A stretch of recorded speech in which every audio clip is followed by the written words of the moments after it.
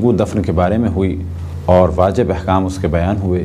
اب ہیں کچھ مستحبات، اور جب بھی مستحبات کا ہم ذکر کرتے ہیں تو اس جانب توجہ دلاتے ہیں کہ مستحب وہ عمل ہے کہ اگر اسے انجام دیا جائے تو بہتر ہے، لیکن اگر انجام نہ دیا جائے تو انجام نہ دینے والا گناہ کا مرتکب یعنی گناہ کرنے والا شمار نہیں ہوگا.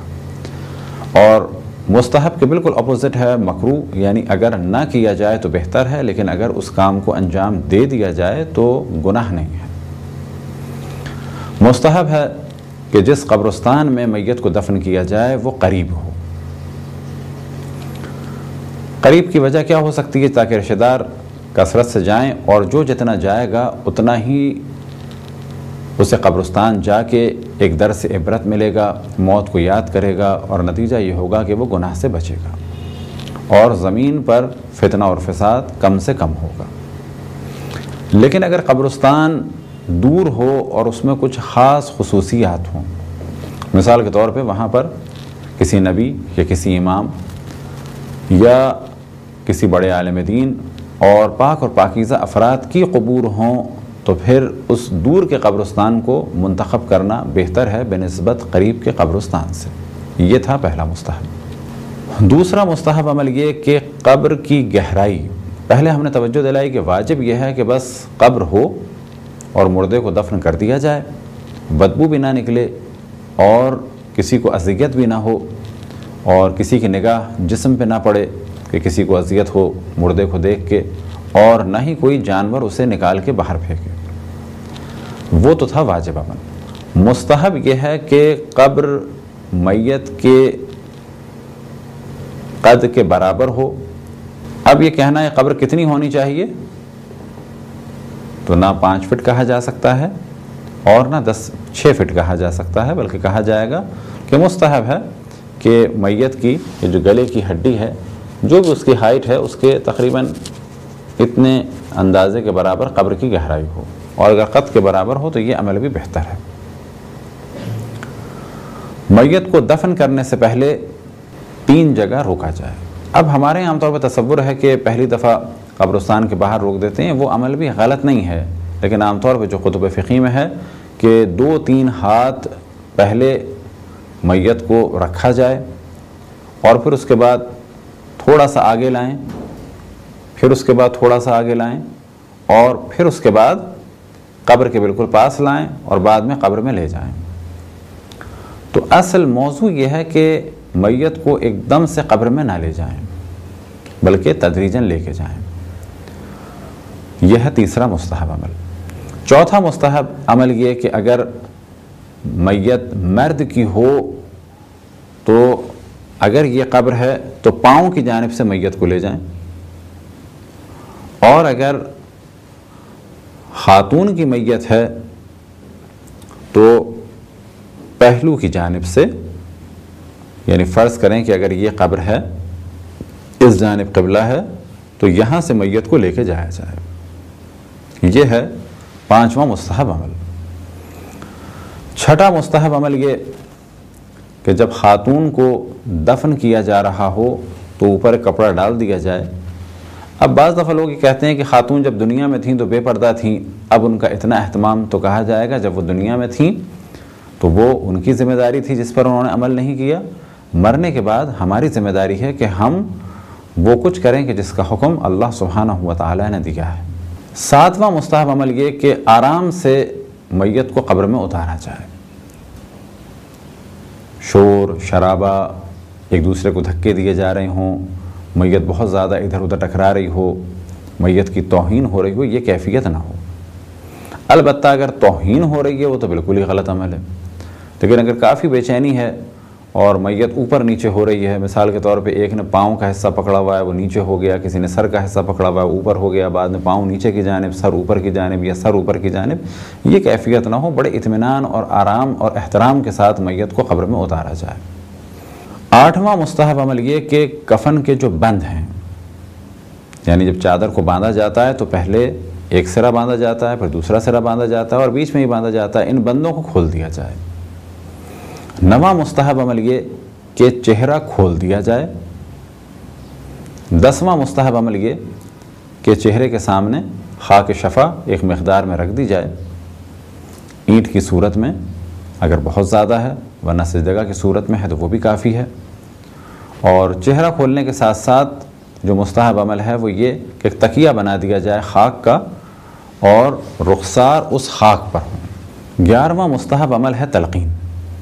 تلقین کے بارے میں توجہ رہے کہ تلقین 3 جگہوں پر ہے، مستحب احتضار کے وقت، دفن کے وقت اور دفن کے بعد۔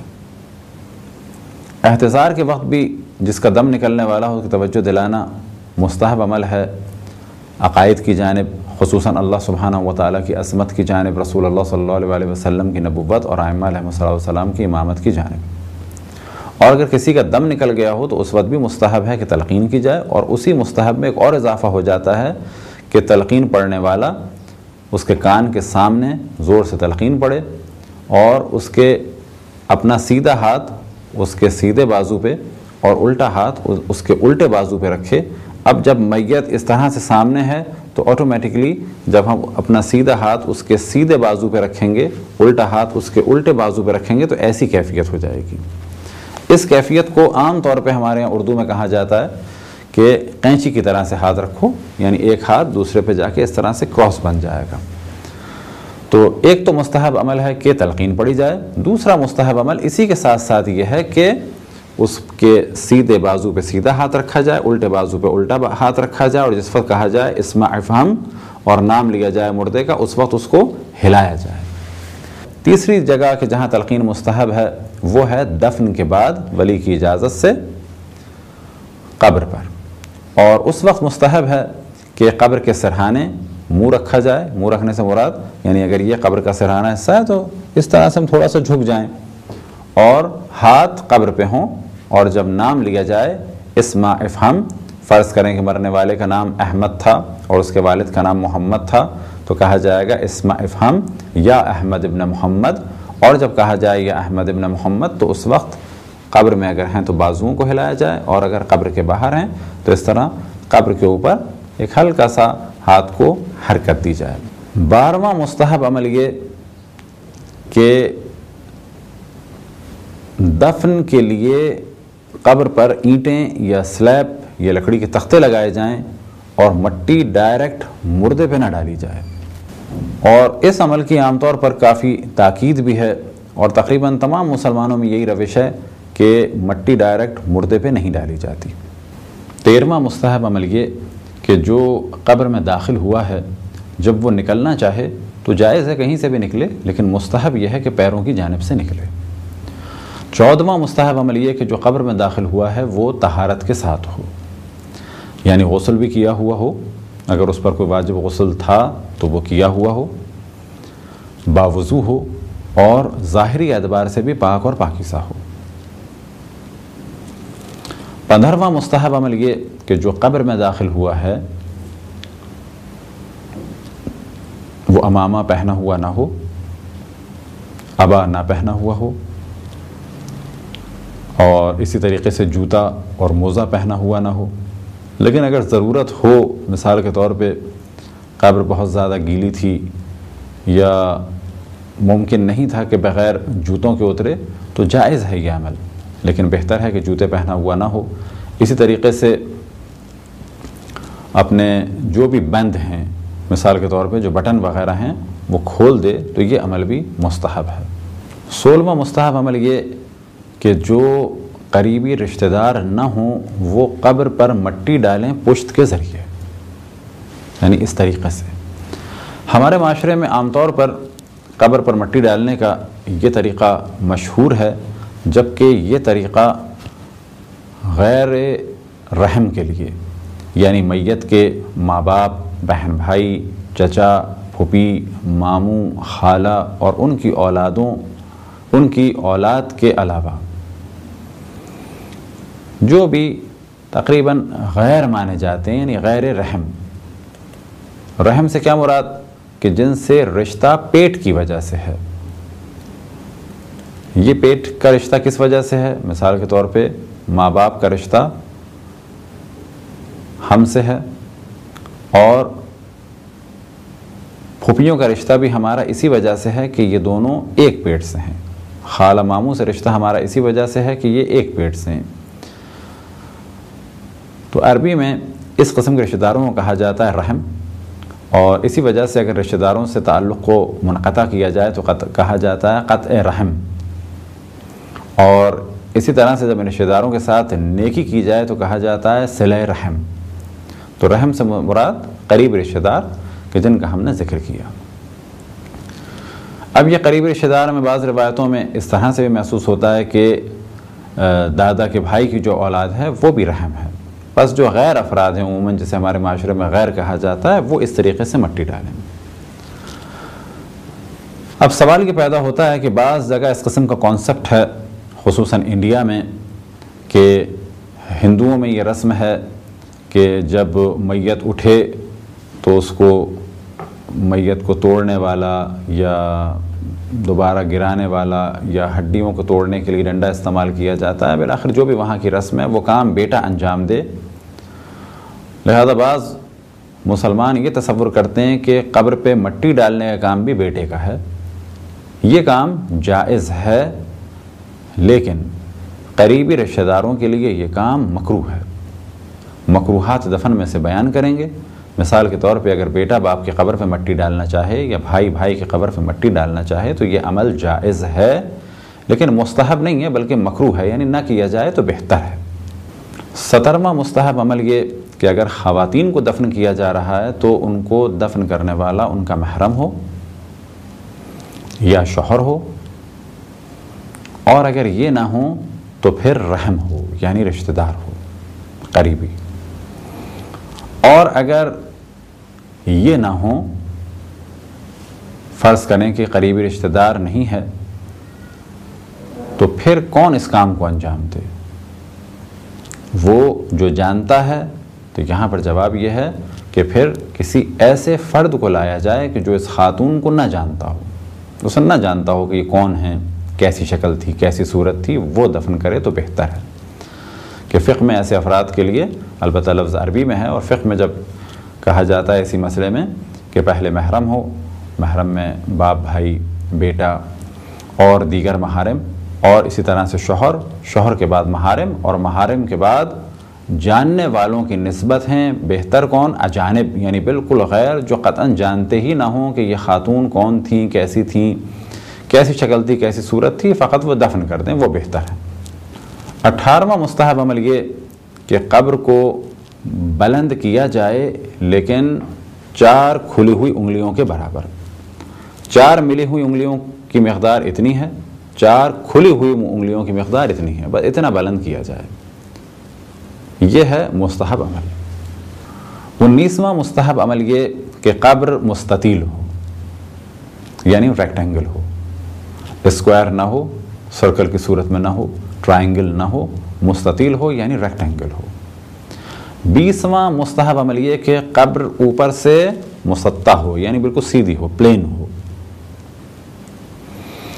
مکروہات میں ایک چیز کا ذکر کیا جاتا ہے اور بعض جگہ بالکل اسے حرام کہا گیا ہے کہ احتیاط یہ ہے کہ اس سے بچا جائے، یعنی اونٹ کے کوہان کی طرح سے قبر نہ بنائی جائے، کہ جو اتفاق سے بعض عرب ممالک میں یا بعض جگہ پاکستان میں نظر آتی ہے کہ اس طرح سے قبر بناتے ہیں جو ایک اونٹ کے کوہان کی سی صورت ہوتی ہے۔ یہ علامت ہے خوارج کی، دشمنان مولا امیر المؤمنین کی، لہٰذا اس سے بچا جائے۔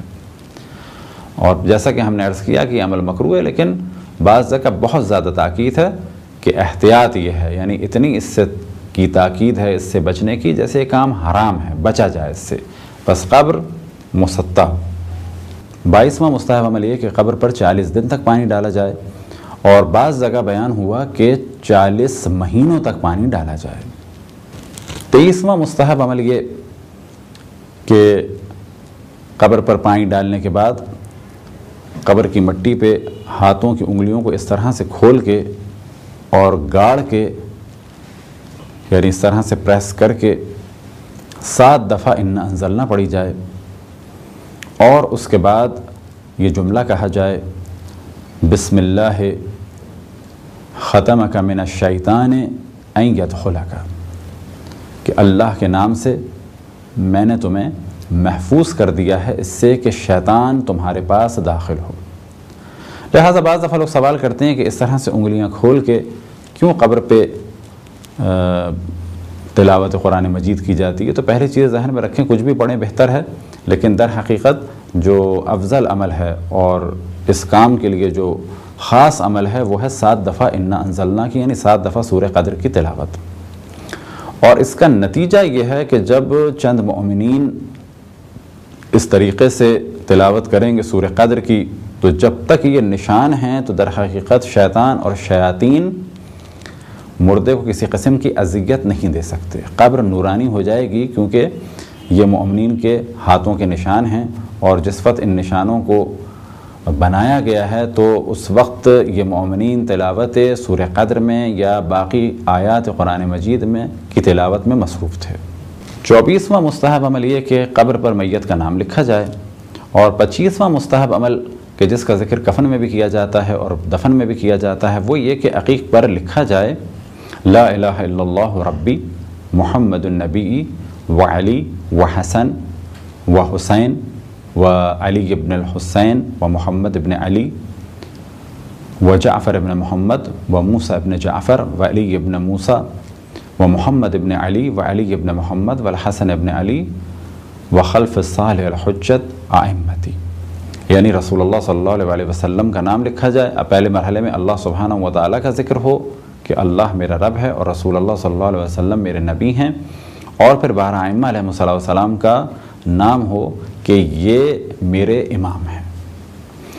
اس قسم کے عقیق کے نگ کو، ابھی عقیق ضروری نہیں ہے کہ یمنی ہو، عقیق کے بارے میں اگر آپ جیولوجسٹ وغیرہ سے پوچھیں تو یہ ایک مشہور پتھر ہے، دنیا کے تقریباً ہر حصے میں پایا جاتا ہے، اور جس پتھر کو بھی عقیق کہا جائے اور اس کے رنگ بھی مختلف ہوتے ہیں، اس پہ اس عبارت کو لکھ دیا جائے اور زبان کے نیچے رکھا جائے تو یہ عمل بھی مستحب ہے۔ 26واں مستحب عمل یہ کہ 40 یا 50 مؤمنین قبر پہ کھڑے ہو کے گواہی دیں صاحب قبر کے با ایمان ہونے کی۔ تو اللہ سبحانہ و تعالیٰ اس گواہی کی لاج رکھتا ہے کہ چند میرے پاک بندے گواہی دے رہے ہیں اس مردے کے لیے کہ یہ اچھا شخص تھا، تو اس سے عذاب ختم ہو جاتا ہے یا بالآخر کم ہو جاتا ہے۔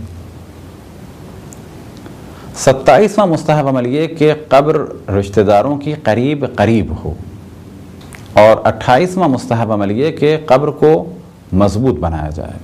29واں مستحب عمل یہ کہ جب بھی قبرستان میں داخل ہوں تو اہل القبور کو سلام کریں۔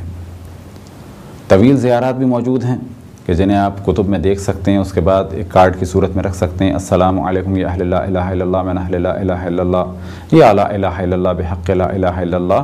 یہ ایک مختصر سا زیارت نامہ ہے کہ جو اہل قبور کے لیے ہے، لیکن جو آسان ترین زیارت ہے کہ جب بھی قبرستان میں داخل ہوں تو یہ جملہ اپنی زبان سے جاری کریں، السلام علیکم یا اہل القبور، سلام ہو آپ پر اے قبروں میں رہنے والوں۔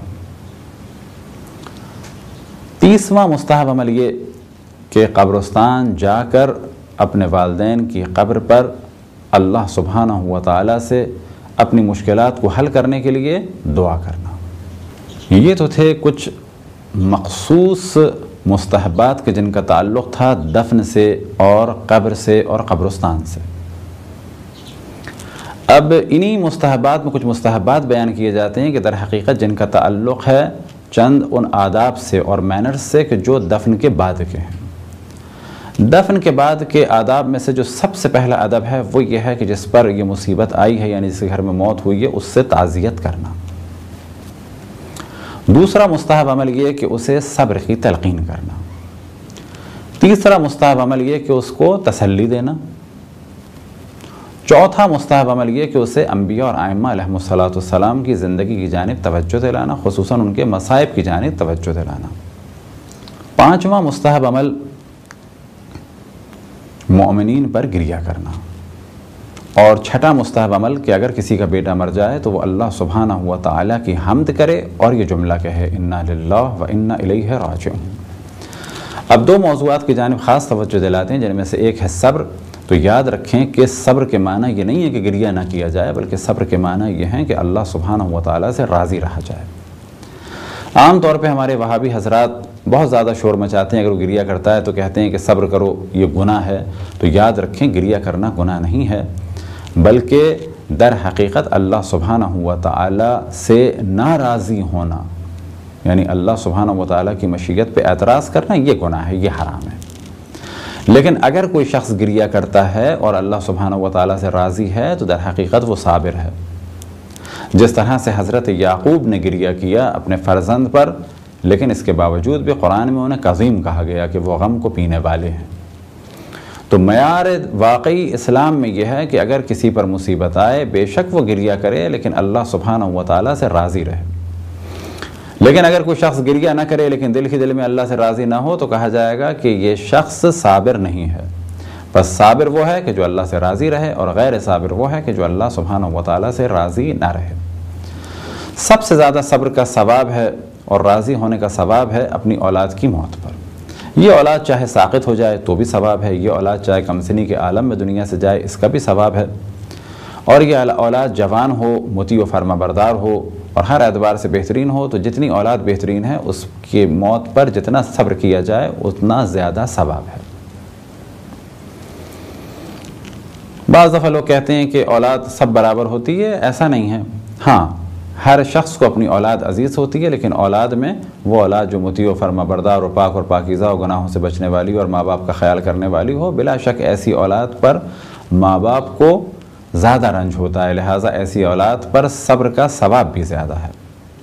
ایک روایت امام جعفر صادق علیہ السلام سے نقل ہوئی کہ جب ملائکہ اللہ سبحانہ و تعالیٰ کی بارگاہ میں حاضر ہوتے ہیں، گو کہ اللہ سبحانہ و تعالیٰ کو علم ہے، لیکن اللہ سبحانہ و تعالیٰ کی جانب سے سوال ہوتا ہے، اقبضت روح ولد عبدی، آیا تم نے میرے بندے کی اولاد کی روح کو قبض کر لیا؟ ملائکہ جواب دیتے ہیں نعم۔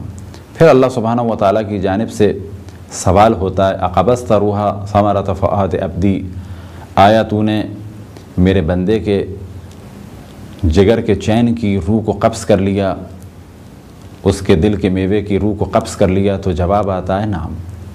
پھر اللہ سبحانہ و تعالیٰ کی جانب سے سوال ہوتا ہے، فماذا قال عبدی، بس میرے بندے نے کیا کہا؟ تو ملائکہ جواب دیتے ہیں، حمدک واسترجع، کہ تیرے بندے نے تیری حمد کی اور یہ جملہ کہا، انا للہ و انا الیہ راجعون۔ تو اللہ سبحانہ و تعالیٰ کی جانب سے ندا آتی ہے، ابن لہو بیت الحمد، کہ میرے اس بندے کے لیے بیت الحمد بناؤ۔ بس بیت الحمد ایک خاص مقام ہے، ایک خاص جگہ ہے آخرت کے لیے، مخصوص ہے چند افراد کے لیے، کہ جن میں سے ایک وہ شخص کہ جس کی اولاد دنیا میں اس کے سامنے مر جائے اور وہ اس پر صبر کرے۔ یہ تھے چند آداب دفن کے اور دفن کے بعد کے۔ کچھ آداب اور ہیں تعزیت کے اور اس قسم کے، اور اسی طرح سے کچھ اور مکروہات ہیں، وہ انشاءاللہ بعد میں بیان ہوں گے۔ اگلے مرحلے میں انشاءاللہ ہم بیان کریں گے مکروہات دفن۔ خداوند تبارک و تعالیٰ سے دعا ہے کہ بحق محمد و آل محمد ہمیں اپنے رسول، اپنی حجتوں، خصوصاً امام زمان علیہ السلام کی معرفت اور اطاعت کی توفیق عطا فرمائے۔ وصلی اللہ علی محمد و آلہ الطاہرین۔